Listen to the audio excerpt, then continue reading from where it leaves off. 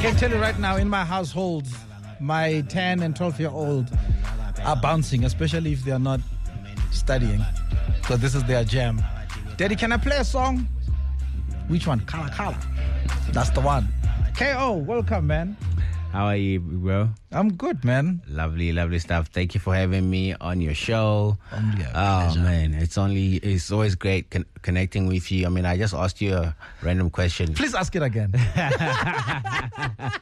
Yeah, come on. You feel free. Well, I mean, I asked if you're the elder statesman in the building now, on the station. Yeah. You know? And I was actually asking that, just reflecting how many times I've been here and all the legends that are actually not here no more, bro. That is crazy. It's crazy. You know, it's a blessing because I'm asking that question because having done interviews with you, like from back in Tear Gas, and I'm old myself, you know, and here we are. You're a baby. What do you mean you're old?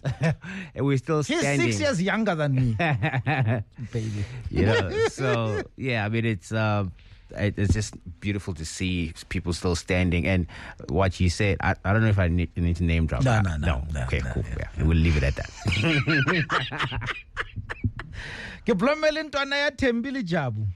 Yes, sir. Where are they? Actually, my mom turns out to fita kasadi because it's one of my nephews or one of my cousins' baby showers. Oh, okay. So she might be coming up tomorrow. My dad is back home. He's a very church-oriented guy. Yeah. He's probably trying to avoid missing Sunday service. It kind of tells me where you're going. Well, after this life of yours behind lights and stuff. You know, it's crazy because some people would randomly say, because maybe I'm a very assertive speaker or an orator, if I can put it that way. Yeah. Some people say they see it's not far-fetched. For me to transition into that space. That's crazy. I can imagine how many people will follow you. And then I'll be rich. And I think you'll give it I'll a twist. be rich. That's all I can tell you. Oh, no. Rich with followers. Yes, rich with followers. Because the wealth is only the things of this earth. Oh, yes. Amen. Preach, brother. You know, when we were putting together the fact that you're coming in today, yes, sir, I had to consult our queen when it comes to the world of hip-hop and new music, and that is Khomotso Meso. Yeah. Mm-hmm. So she gave us a master class. Oh, yeah? And then she says, this interview must be anchored on 3 pillars. And the 3 pillars are the 3 choices you once made in choosing songs and who to work with. And the genius of you knowing what to say yes or no to. Amazing. And I was like, Khomotso, you're onto something here.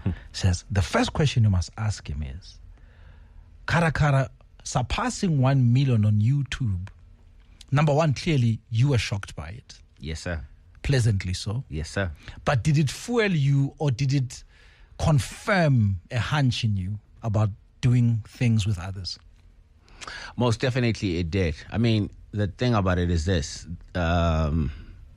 That record and even downright to some of the recent stuff, songs come to me almost like not necessarily as a premonition, but as soon as I have an idea that I need to create a certain record that I know will probably break all barriers, and then I manifest it, and then the song literally falls on my lap. Never. And then before I can even record it, I even tell the guys, I'm like, this is it, gents. And it doesn't happen every day. Yeah. Of course. I mean, it could have happened with so many. Of course, exactly. Because if that was the case, right? But it's like a lightning bolt in a bottle type of moment. When it hits, before it even goes out, I tell the guys, I'm like, watch this. And with Karakara, I probably even after we had recorded it, I told the guys, I'm like, this is the one that's gonna break the barrier. This is the one that's gonna give us the first hip hop song to become record of the year at the Summers, because up until that time it hadn't happened. Yes, you know. Yes. So all the other things with, like, you know, getting being the first record to get the first video to get 1 million views, I didn't expect that. I just, you know, I just sure. I manifested what I manifested. You know, having one of the biggest songs that year. And that's as far as it went, and everything else, divine intervention. But as far as bringing Kid X, on that song, it wasn't only just okay, so let me just get Kid X on the song.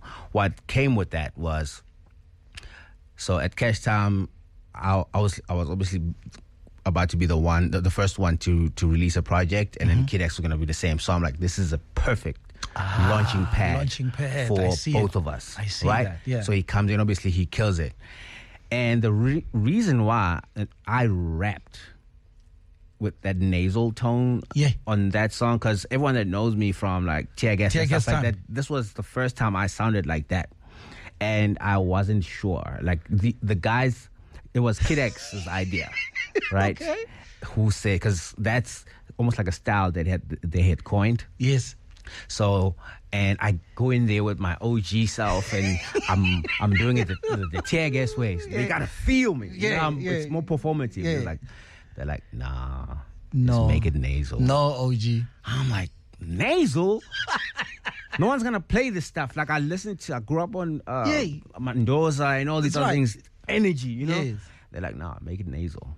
And it turned out the way that it did, and it made the more. Probably if I had recorded it the other way that I thought, probably would have been corny, bro. I promise you. And then, so that's the magic that came with that idea of collaborating with Kid X on that particular song. And we'll see this also later with Sete. You also have this inclination of listening to the younger ones. Because Kid X, in this case, is signed to you to Cash Time. Yeah. But he's giving you direction and you're taking it. Yep. What's the lesson there? The lesson is, for me, and I'm proud of the fact that... by the way, the nasal is still there now. Thanks, Kid X. The reason why I think I'm still here is solely because I almost kind of looked at it like a corporation. I'm no longer just an artist. I'm a corporation. I need to listen to the people that came behind me to make sure that I understand the future and that I can adapt. Wow. You know, because just like any other brand, whether it's Kaya and whatnot, the heart of it, yes, could be a legendary anchor like yourself. Sure. But if we're talking from like the marketing director, whether it's the CEO or like all the other people that you're bringing on board that form this corporation, a lot of them are, I can promise, I don't even know what the roster looks like here, but it's a lot of younger people than yourself. Of course. And my team is younger than me by far. Exactly. And I take leadership from them, direction from them. It's important to have a keenness to learn, regardless of your age. Come on now. From your elders and to your kids. You learn a lot from your children. Of course. You know, when I have my own, I'm probably going to learn a whole lot of things as well. But you're still practicing. Keep it that way. Exactly. You know? So, yeah, I think to me, the key thing about life in general, any line of business, learn every day.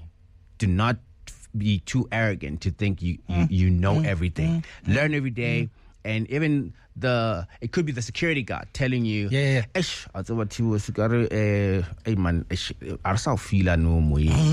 guys are so. That's right.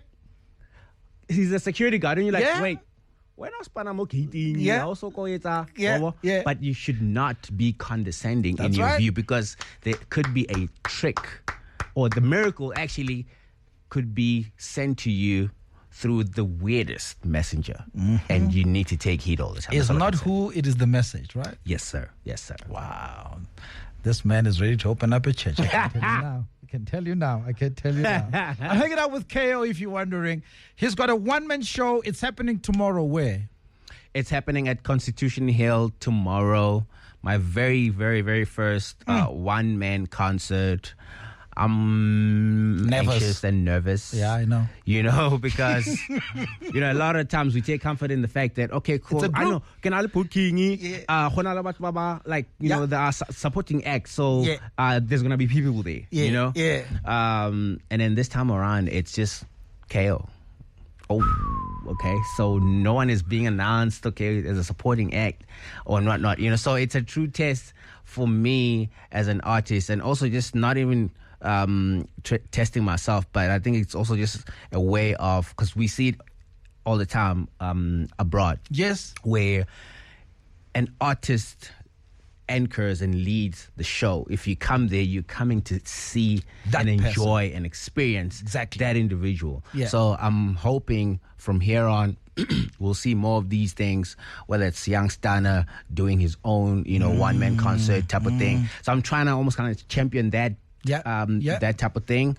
But more so than ever, this is a moment for me, a 360 moment where I get to reflect on my entire journey, all the way from inception, from Tear Gas up until everything that I've done recently. And I mean, there are, maybe your kids are too young to even know that I was part of Tear Gas. They just know Kara Kara. And listen, they love Kara Kara. That's right. It. From there is the start of everything. Exactly. I have 5-year-olds who are fans of KO. It makes no sense.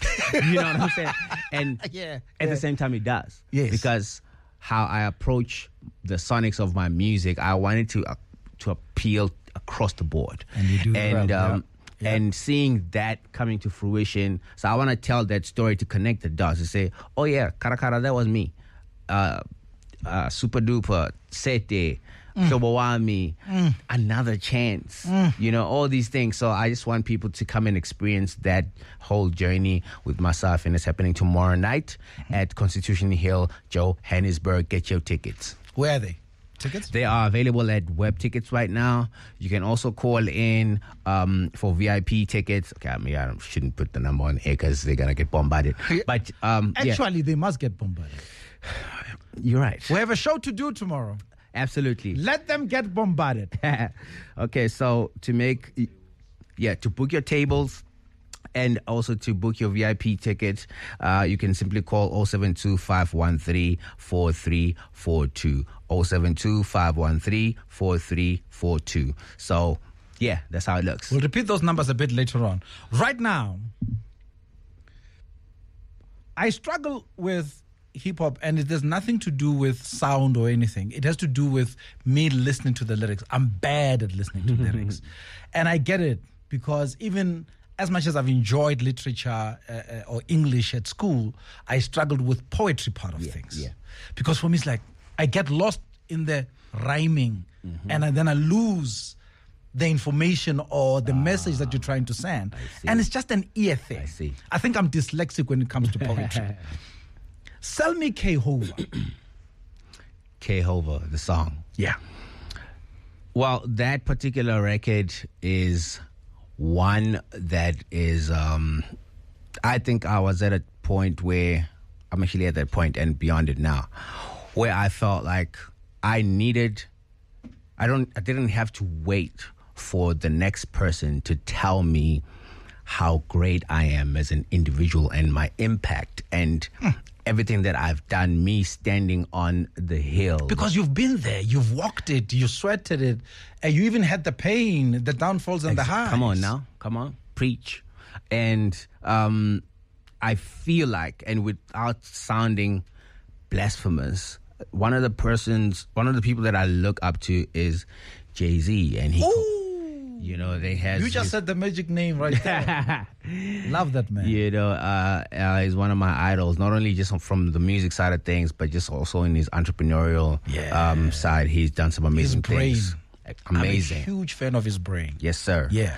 So that man, he got to a certain point of his career, and he said his name is Kovah. Come on. Okay. So, cool. That's obviously that's in line with his name. Yeah. And he called himself the God MC. Jay. Yeah. Exactly. Right. So I felt like I had literally just cemented my name on the Mount Rushmore of hip hop. Come on. And I can fully claim the title Kovah. You know, because I look up to that gentleman, and also just what that means. It means I believe I happen to be a God in my own way, you know, in human form, in my mortal form. I'm not obviously the Almighty, but I'm a proverbial God within the space of hip hop in SA and beyond. So made in His image. Oh, come on now. His breath is in you. Come on now. You're here to create like He did. It's a sermon. Preach, brother. And not only that, you absconded an SAPS induction. To do what? Well, to join the police force. You ran away from that interview.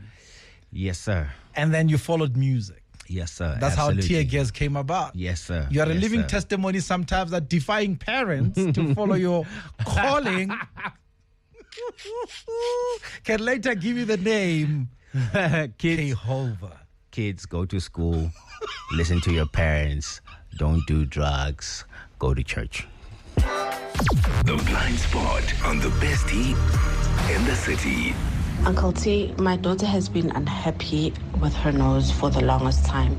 And recently she said, Habi and I done was who wants to get her nose job done. She's only 16 and her confidence level is on 0. And I understand because Vela she's been teased a lot. However, I suggested she waits at 21, but we've taken her to counseling and she still insists that she wants a nose job done. Honestly, but as parents, it's as if it's okay, no, whatever you want, then we can change. Instead of saying, okay, no, learn to live with it, and then we'll take it from there. Should we continue to encourage her to wait, or should we just do it? Well, Anonymous, Uncle KO to your daughter is here. Well, that is a very touching story. But it's not too far off from what, unfortunately, every other kid is dealing with, like any form of bullying that goes on. And it obviously resonates, you know, in different degrees and levels. Personally, and I'm probably not the right person to speak on this because I don't have a child of my own, but... You're an uncle, though. This could be your niece. Of course, definitely. I'd suggest that, you know, it's important for our kids, especially this day and age, for us to almost kind of teach them or like almost kind of train them to have a strong mental fortitude, you know, that resilience, as much as tough as it can possibly be. That's for right. them, because it's easy for us to sit here and say, hey, now I was being kicked and getting jumped by other kids at school every day and bangelas kaftini. You know, that was our trauma. That's right. They are dealing with a different form of trauma, and it's still trauma at the end of the day. That's right. But I would suggest that, please, by any means, I mean, it's a great thing that they're taking her to therapy and all those kind of things, but just work on that, finesse that strong core within her, and do not build a culture or add to the culture of just enabling, right? And I'm not saying you are going to be spoiling her by doing this, but unfortunately, you are probably going to take away a certain strength that she can develop from this entire exercise, because before you know it, in a year or two, she could probably even be at a new school, or the other kid might no longer be at the same school, and that whole thing can just evaporate. Yeah. And then now here you are, you've taken away the learning opportunity for the child to become or to build character. Yes, that's what I'm getting at, building that character within her, because yes, especially now nowadays when people are so self-conscious and everything, let her be of age You know, when she can make her own personal decision to say, you know what, I have money to do XYZ. This is a cosmetic need. Let me go and do it. She can do that on her own accord. But just enabling that and denying her the opportunity to build character and just being a strong individual while she's young, I think it would be an oversight. Sure. You are also bullied? Definitely. On social media noch? Yeah. New age bullying. Yeah, I mean, I remember years ago, this was 2014, I was about to just become a solo artist after the whole tear gas thing, and I decided, hey, so let me get in shape and let me be healthy and XYZ, because now, you know, I need to look the part. Yeah. And I'm not going to lie to you, I started doing all kinds of things, training hard, took a fat burner, I lost a gang of weight. Yeah. Right? I was just thinking the other day, I'm like, damn, at the time, my current weight right now, I probably need to lose maybe about 5. My current weight right now is 86. Yeah. Okay. Back then, I dropped down all the way to 69. What? Yeah, that's a lot. I literally overdid it. And I wasn't aware because I'm feeling myself. No, you were I'm in it. Hitting the road and doing all kinds of things, right? And then obviously now here's a karakara moment, and then people are starting to see me all by myself, because remember, I was hiding behind tear gas. That's right. The other guys. And then here I am, I'm now the sole guy in front of the camera. I'm like, wait, this guy, is he well? You know? And obviously, you know, unfortunately, black mentality, and then all kinds of things started being thrown out there, and XYZ. And the person that I was with at the time, the girlfriend, was also someone who was sort of kind of in the public eye, and then she was starting to get, you know, all types of things on her side. So I'm like, to protect her reputation, because we know the truth, we are all good. Yeah. Let me just put an end to this. You know, because obviously now you didn't have to, but you thought. Yeah. I thought maybe this was the way to go about it. And also there were people who were like, yeah, we want to know. No. Right? So it became that type of bullying where I was propelled to go to make a drastic decision, go take a public HIV test, and posted my results on social media. Wow. Was it I look back now, I'm like, did I have to? I think it was a very privileged stance that I took, because, you know, there are people who are living with the virus. Come on. You know, so the fact that now I need to go and parade the fact that I am HIV negative, it almost kind of... There's a blind spot there. Yeah, exactly, you know. But we live and we learn, and I was also unfortunately in a very tight corner just to try and vindicate. Protect your own. Yeah, exactly. Well. And that's how it ended up. Now, young Stana comes to you. Yeah, boo. I love that story, man. Please tell it like you never told it before. Okay, so I am at a point where this was early last year. I'm at a point where I'm working on my new album, my latest album, the one that came out last year, SR3. Yes. And an opportunity came. My bad. There was a Nigerian artist who was in the country. Yeah. And I was told in less than 24 hours that he had asked for a session with me in the studio. Wow. So I'm trying to find a track, boom, that will fit. So I'm thinking, I need to actually come up with something that has a Nigerian feel, Afrobeat. Okay, cool, boom. I find something eventually, go to the studio session, and the guy didn't really resonate with the track. And it wasn't necessarily disappointing because I was like, okay, cool. Imagine someone from out there comes to Kabza with an Amapiano song. You don't expect him to. Yeah. You know what I mean? The ingredients are not so. Yeah, I hear you. The jollof rice. It's not the same. South African jollof and Nigerian jollof are two different things. I hear you. Anyway, so he's like, I know. I mean, and we ended up creating something else. Awesome stuff. But I still felt like there was something special in this track that I had. So I went and recorded my part, sat with the song for like a couple of weeks. And I'm thinking, I'd still love to have a proper collab on this record with someone. Who should I? You know? Yeah. And then names started being thrown around. Daliwonga, Sjava, XYZ. And then one of the guys said, Young Stunner. I'm like, that'll be interesting. But Stunner I'm a piano guy. Yeah. What is he going to do here? Yeah. I'm like, anyway, an opportunity for me to learn again. Right? Oh, I love that. Yes. Let me learn something new. Yes. Boom. I call him, sent him the track.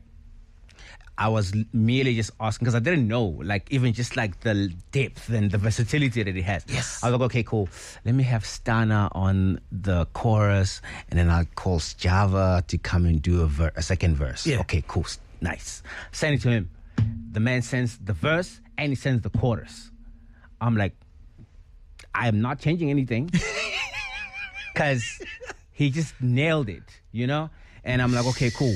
I played it for the guys and they're like, the song is done. I'm like, yeah, it's done. Yeah, it is done. I'm like, no, actually, let's go crazy. Let's throw in someone else on top of it and make this a mega collab. Yeah. And start tossing up some names again. Sjava again. Daliwonga. And I'm like, okay, cool. We already have like the foreign flavor. Yeah. Let me bring it closer to hip hop again. Yeah. Blackie. And then boom, I made the call. Blackie does his thing, and that's how the entire song came together. Double platinum. Song of the year. Excuse me, point of correction. Sorry. Okay. Let me sit up. Point of correction. We are the first song in South Africa to go diamond. Forget double platinum, respectfully. No. Oh, yeah. We are the first record. They are in the process now of creating a diamond certification for this particular song because it has done over 100 million streams across all the streaming platforms. And this is a South African song, bro. All right, it is KO, and this is my top 10 at 10. Like I said, he's at the Constitution Hill tomorrow. Make sure that you're there. And if you're not there, buy tickets for others, especially those who know that there's Kanda Republic. They want to be there to celebrate with the man. Yes, sir. Diamond, baby. I want to throw a question at you, big bro. Okay. Just to learn a few things from you. I mean, you have excelled. You've had a colorful radio career. And other things, I mean, we've seen you on TV and everything else. But just for those who might not know, like myself, what else are you doing just to diversify from what you... I mean, I can tell you, you know, when people are doing well in life and you know, okay, cool, I see him on the radio, but I'm just looking at your skin, bro. I know you live comfortably and it doesn't come from radio. It's not only radio money that, you know what I mean, that gives you that type of glow. Yeah. So I just want to know, like, how you've aged in the space and just diversifying and growing in other facets of life just for you to be a well-rounded, you know, business person. This is a very interesting spin to my show. I've never been asked a question. You're knocking me out, KO. Look, it's balance more than anything.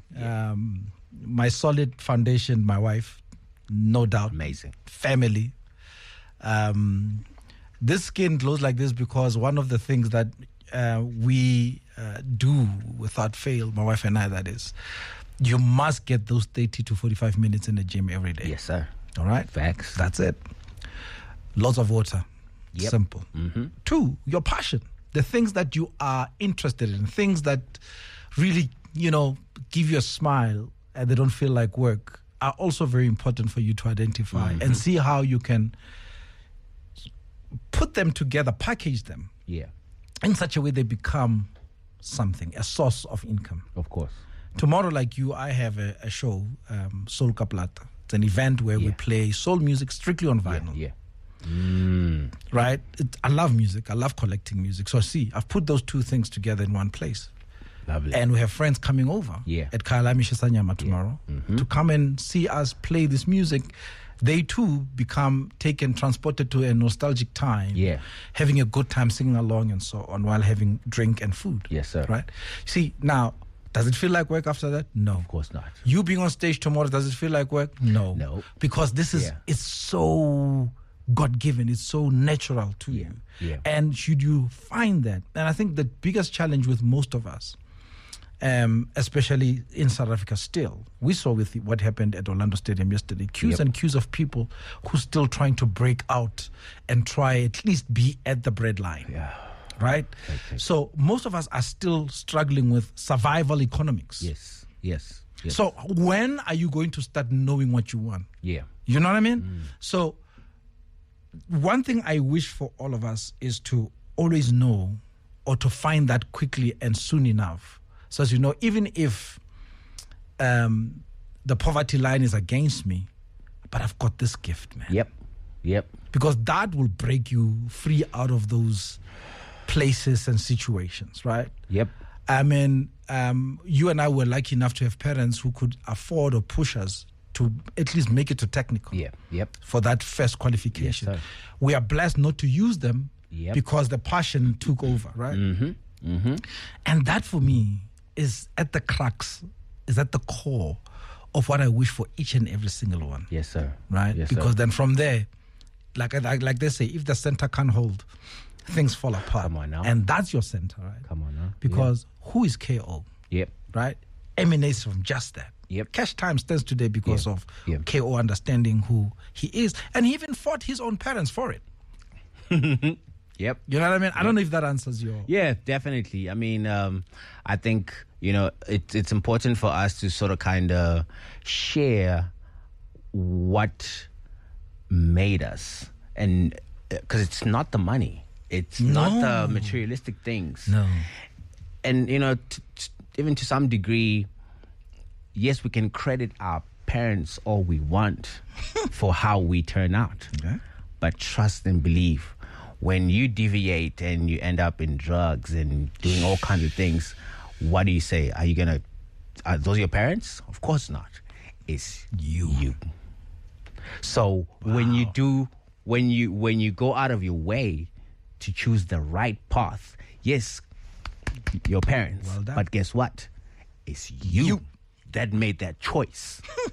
And you broke the chain of either if you come from a poverty-stricken, family or background, you are breaking the chain. And it starts with just that self-belief and nourishing the gift and that fire that you have inside you. Because money cannot open doors all the time. Hard work and that fire in you, people will see it in your eyes. I mean, you told me a beautiful story just off the mic about how you got your first job. Yeah. And someone made a call. That's right. To put you in a position. That's right. And they hadn't seen you. They didn't even ask for your qualifications. No. He just did it on the strength of seeing what he was seeing in your eyes. That's right. And made a call, and the next day you had a job. That's right. So work on your aura, work on just yourself, and make sure that your energy is clean. Because I actually was saying just the other day or something that was ended up trending. People were complaining about the fact that I had said, especially in our space, actually like in life as a whole, you need 10% or 30% talent. You need maybe another 20% hard work. I'll say another 10 support structure. That's right. The remaining, luck. Right? Done. Luck. Because as much as you can possess the craziest talent or work the hardest, if you don't manifest, if you don't attract the right things to come your way, for the universe to know that this individual wants to be a legendary radio host when it's all said and done. A legendary Kovah. You see what I mean? It will not come to you.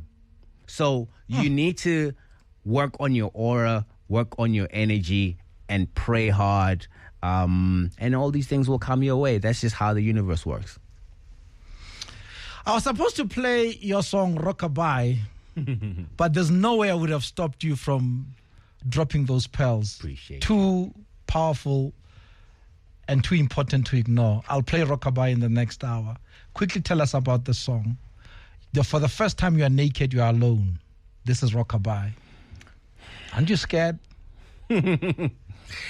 I think for me, man, when you've had such a colorful career like myself, the ups and the downs. That's right. Like, look at my haircut right now. Random, abstract. Yes. But I'm at a point where I can do anything that I want. I do not care. Why? Because I've earned it. You know what I mean? So at any point where I am, it's just knowing that, look at Jay-Z. I'll make another reference. Who knew that Jay-Z would be a bongo-trended guy? In his 50s. Yes. You know what I mean? So I think I'm just at that point where I just want to do any and everything. And any moment, even with what's going on tomorrow, it's me saying, you know what? If it works out, praise be to God. If it doesn't work out, praise be to God. Because I have the means to put the whole thing that's happening tomorrow, alongside an amazing team. Shout out to my business partner, Tulu, who's here, and Gops, Mangoba, and the rest of the team. So for me, man, it's just now settling into my role and leading by example. And if I fail, let that be graceful. If I win, let that be graceful.